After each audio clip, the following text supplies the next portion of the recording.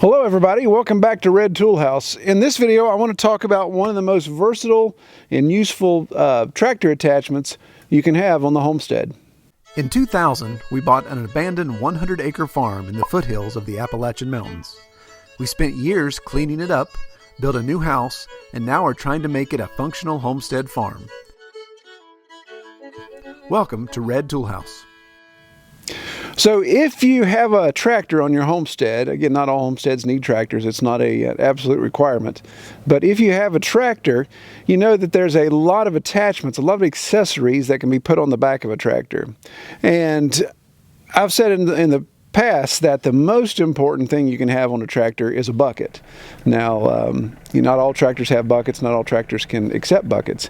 So, to me, a bucket is one of those things you buy when you buy your tractor. You can get it after the fact, but if you buy the factory bucket that goes with your tractor, then that's better off. But when you go to look at attachments for the rear of the tractor, that 3-point hitch, then I think the box scraper or the box blade, whatever you call it, is the best attachment hands down. And I'm going to show you why. Well, most tractors have what's called a 3-point hitch assembly on the rear. There's different classes of hitches, class 2, class 3, just like the trailer hitch on your vehicle. So it just depends on what you have there. But go through the breakdown of that. So when you look at a 3-point hitch on a tractor, you actually have 3 connection points, thus the 3-point hitch. So what are the 3 points? Well, you have your 2 lower arms, and then you have your center link. And the center link, it comes down, of course, attaches to the center point of the attachment, and of course your lower arms on either side.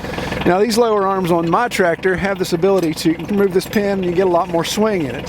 So when I take that out, I've got a lot of play there.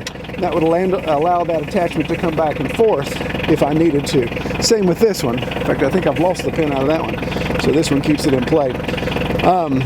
This device, of course, can be raised and lowered with the 3-point hitch control arms on the side, which is considered draft and depth. And then, of course, you also, mine happens to have an adjustment on this right arm that if I twist it, I can raise and lower just this side. So that would allow the attachment of the implement to have a pitch to it.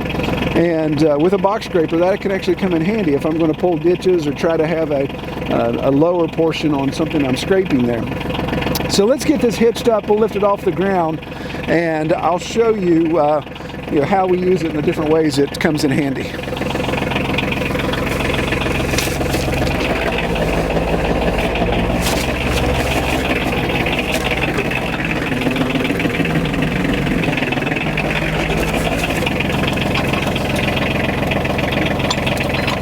Now, one thing I've done that's a little bit of a cheat, and it may aggravate some of you purists to death. It aggravates my dad pretty well too. My pins, draw pins on either side of these, they're actually pretty loose, but they've been wallowed out. So they're not coming free, but there's a lot of slop in it. And what that allows, it allows me to kind of move that pin to line up, because usually I'm down here putting this attachment on by myself. But if you had somebody on the tractor while you're backing up, it makes it that much easier. Now, there's also these quick attachments you can get, the 3-point configuration that stays on the tractor, and then you just back up to your implement and lock that into place. I don't have one of those, so I do it the old way. So I usually find that you need a fine adjustment tool usually, or a good swift kick. And as a tip, loading or unloading this implement, if you do it on even ground, it definitely makes it easier to attach and take off, because if it's on uneven ground, then you may have one side higher than the other, and then you've got issues there. So let's put our center link in play now.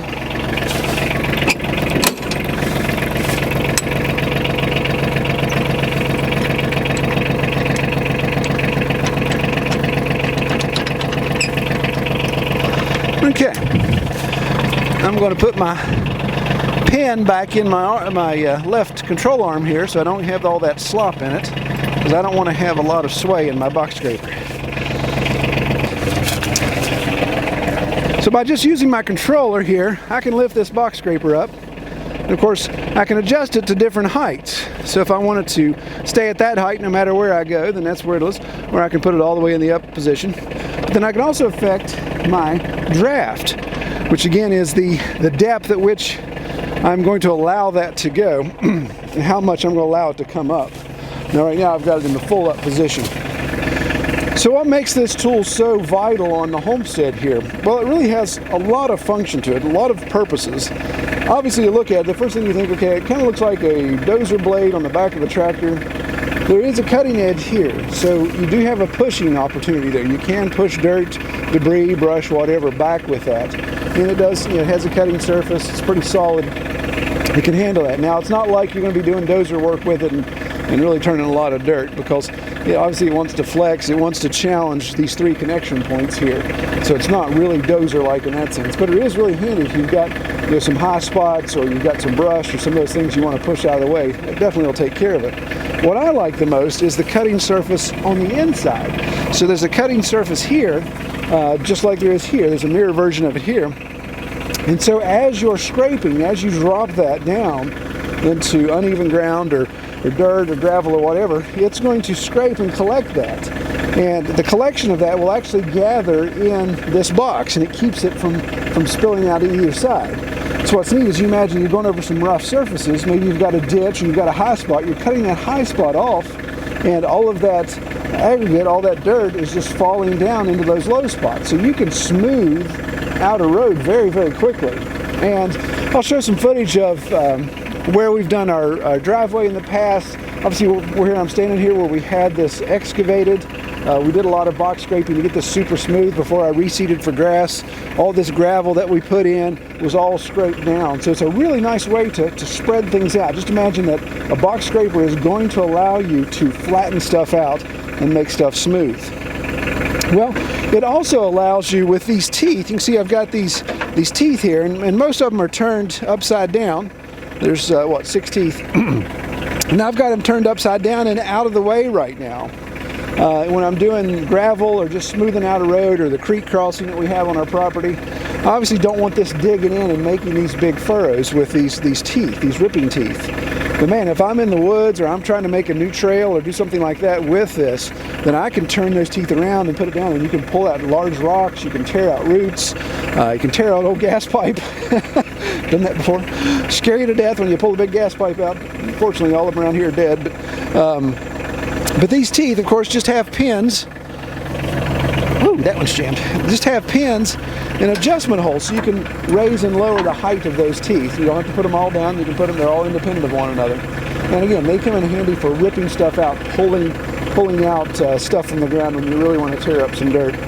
But I usually leave those in the upright position. Another thing, you can see I've got my chains hanging off of it. This is ideally, obviously, something for moving dirt, but I love it for skidding logs. I can take my chains and I can obviously cinch around. You see I've got it cinched around this central post here, the central beam.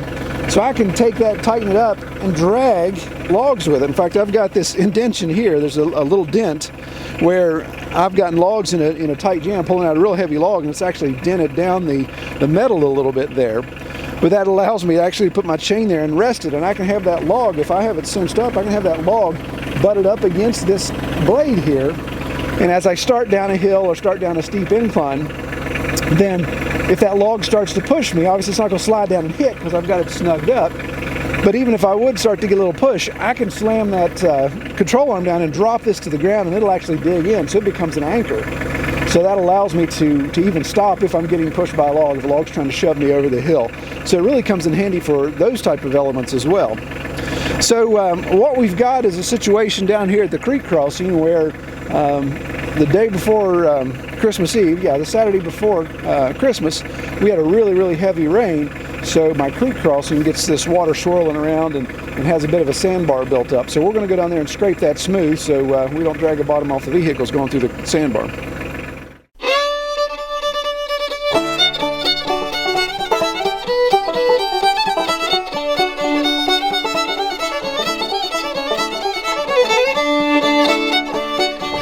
Well, as you can see here, this is what we get. This is actually not too bad considering what we've had in the past.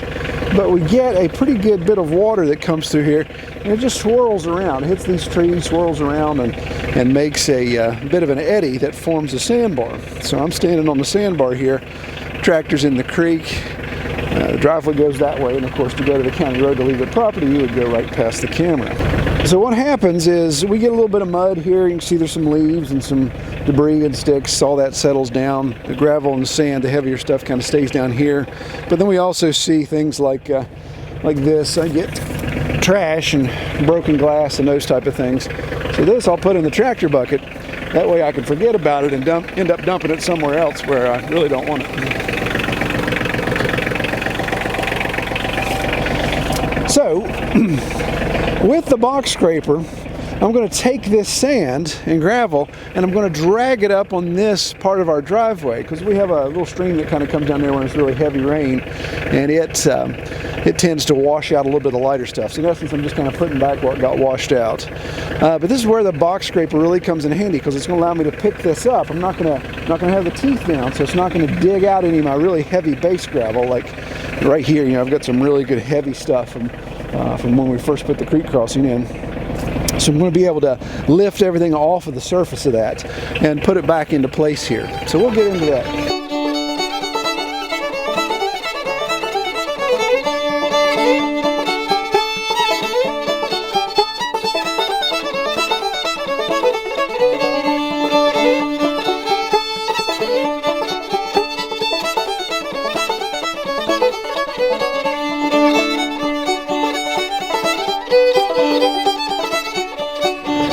So again, talking about the versatility of this box scraper, you can see my center link. If you have an adjustable center link, I can spin that and make that center link longer or shorter. So if this is a pivot point where these two control arms are on there and the center link is getting longer or shorter, you can see that's going to change the pitch of the box blade. So if I roll it back, it becomes more of a smoothing element. It doesn't dig down, doesn't cut. But if I roll it forward, if I make this whole box scraper come forward, that really makes that cutting blade right here more pronounced. It's really going to dig out a lot more. So I don't want to do that here, because I have this base gravel that I don't want to keep rolling out. I want to leave that alone. I just want to scrape the sand and small gravel off the top of it here. So this allows you to change the pitch and allow you to be more aggressive. Again, if I was cutting a new trail, I could put these teeth down and just rip this up, and it'd tear this thing all to pieces real quick. So really handy to have.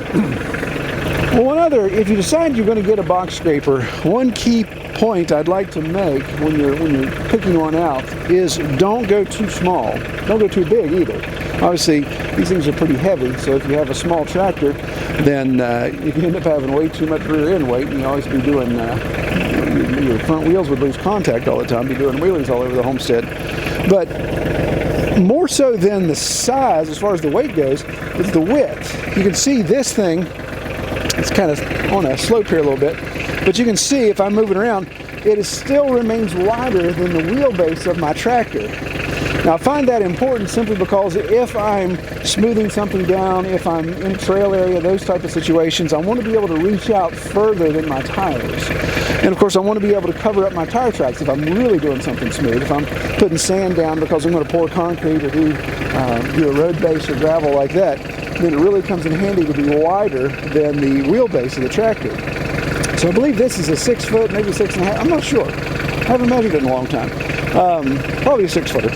But it's wider than the wheelbase on my 35 horse tractor, so it allows me to reach out further. And again, really handy if I'm working on creek banks or hillsides, edges there, and I want to be able to break the edge off of something without getting extremely close to the edge. So really important to look at there when you're buying these. So how much does one of these cost? Well, my goodness, they're all over the board now. I think I paid $600 for this thing brand new, but that was 2004, so that's been 13 years ago. I've seen them now as much as $1,200. I've seen them $1,800. And also, you can find them used all the time too. That's maybe a couple $100. So definitely Craigslist item. Check out those sources and see what you've got there.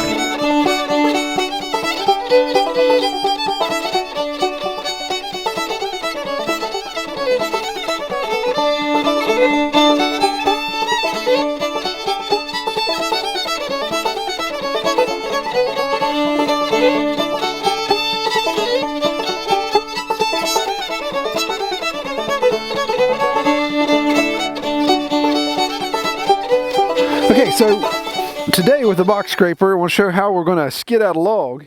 And I've got this ash tree that died, of course, from the emerald ash borer, and I've put it on the ground. We've already cut the top up and hauled it in for firewood, and I've got this portion that kind of goes down over the hill here. So it's probably, I don't know, it's probably 15 feet long, maybe 18 feet long. So I'm going to drag it out of the woods. I like having, instead of cutting the wood and hauling it down piece by piece, I like taking the logs down to a certain staging area, and that'll be another video explaining why we do all that. But I'm going to back up here, hitch it up with the box scraper, and show how easy it is to skid a log out with that.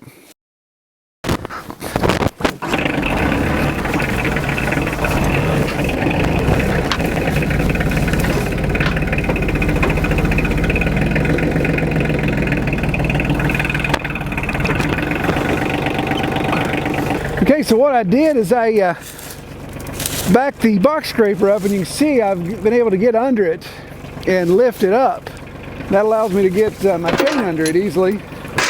So I've already got my chain lashed around my main control beam. Obviously being careful that I don't keep my hands under this tree any longer than I have to.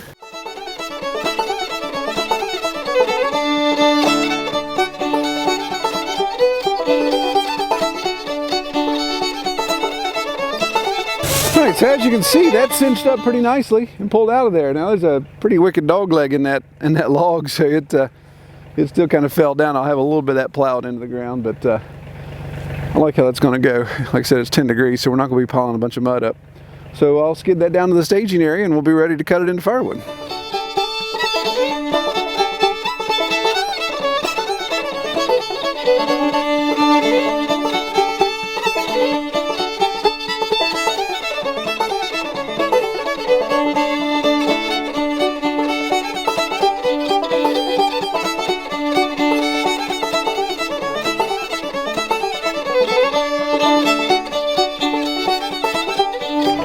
Alright, well, we got it where we want it. Now what I could do is obviously drop this and either the bucket or the box scraper and push it over here on this other side of all this scrap. But I really don't want to do that right now. Actually, what I want to do is take advantage of this being off the ground, and I'm going to shove some stuff under it, so as I go to cut it with a chainsaw, obviously it makes it easier. So I'm just going to find a big old block of something here. It's not frozen.